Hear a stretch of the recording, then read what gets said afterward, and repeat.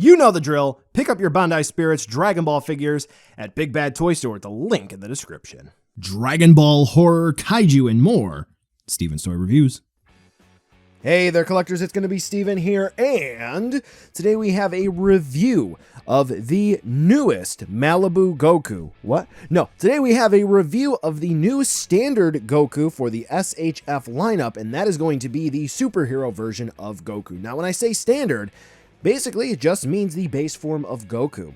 That's right, this isn't going to be a replacement per se, but a new alternate version. A base form of Goku with all of the essentials and a price point of about $35 or so. This one is a little hot button because, well, it doesn't necessarily tickle the pickle of all collectors. So let's take a look to see whether or not it's going to be worth adding into your collection. In case for some reason you've been living under a rock, you may have noticed that in the new movie Superhero, Dragon Ball Superhero being the formal title, the animation style is a bit different, more so CGI than typical anime, which, you know, it's experimental, which I think is pretty solid. Not everyone does, though. But with that being said, this Goku is going to match up closer to that design than the normal anime style. With that being said, this is going to be true for the other superhero figures, and that's mostly going to reflect in the paint application. For this Goku, the skin tone is going to be lighter, along with the eye decals and the face paint overall. It isn't really that reflective here. It's just kind of neutral for the default faceplate.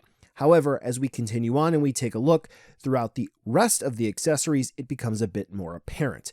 The major fault of this figure, however, is going to be if you take a look at the Bandai Boys division for some of their more affordable, let's say, vinyl figures when it comes to the kaiju realm, they mostly only paint the front of the figure and they add shading there.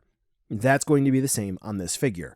However, considering inflation, I actually have a video on what it needs to be considered for the cost of a figure. It kind of sort of makes sense, but it doesn't. Anyway, this Goku really truly does look fine with very minimal quality control issues. So after sitting on the figure for just a minute, I went back and I decided, you know what, let's redo this section because it's been a while since I initially recorded it, and let's have some fun.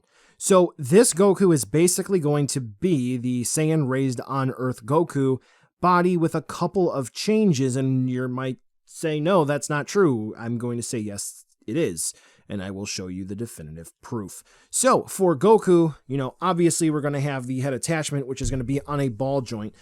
It's going to be a little bit of a different ball joint to begin with, but we're going to talk about, well, we already really talked about the skin tone and the head swapping potential. So just something to keep in mind. That is how the head does pop on or off, which is going to feature that typical hinge that allows you to move from one side to the other, and the swivel, which is all good.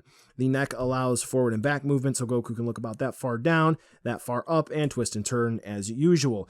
Goku is going to be using a butterfly hinge, so this way his arms can be thrown forward. Much better than the Saiyan Raised on Earth version. Don't believe me? Stick around and find out. For the shoulder portion of his outfit, they are going to be on ball joints, which plug into the back of the shoulder sculpt in and of themselves, as ball joints, as we all know and love. Ball jointed arms, so this way they can spin around where they plug in at the shoulders, along with a hinge at the shoulders in and of themselves.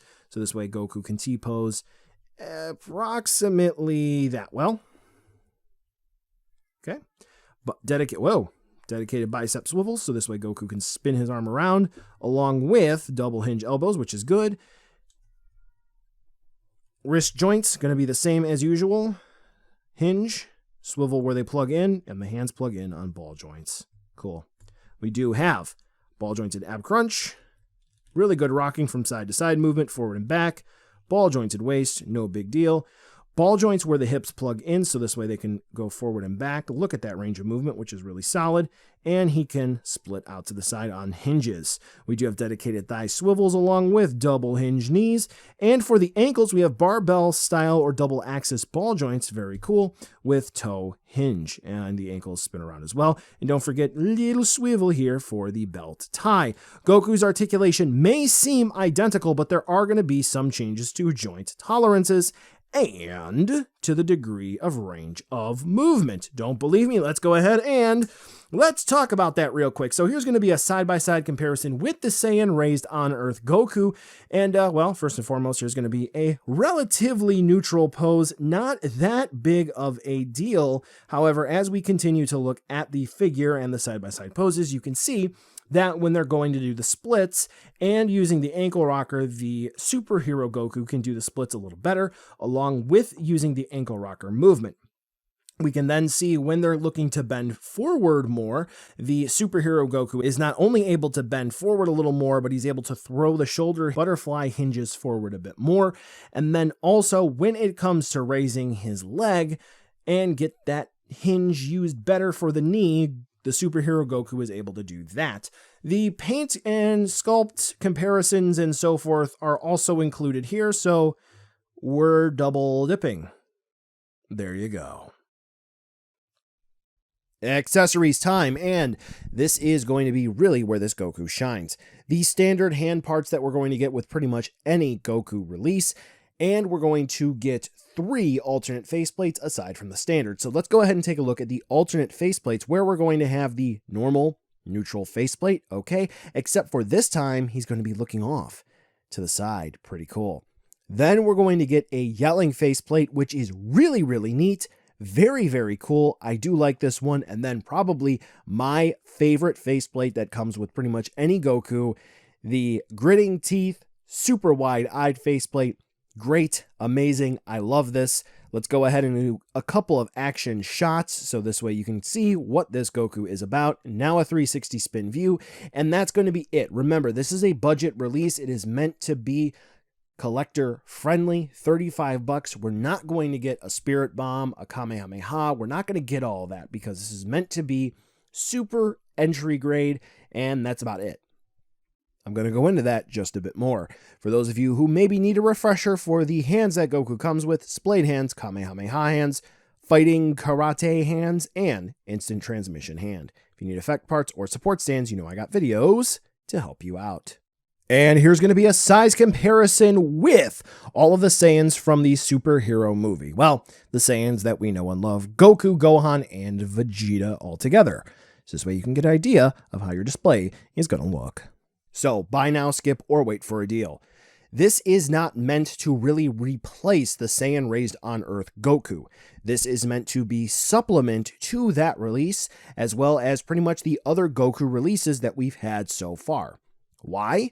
Superhero was really, maybe it'll be a one-off, maybe they'll do it in the manga, maybe they'll do another season of the anime, and they'll have a continuation of this, but it was a new style, and Goku was in it, and they had to do that, so they did Goku differently.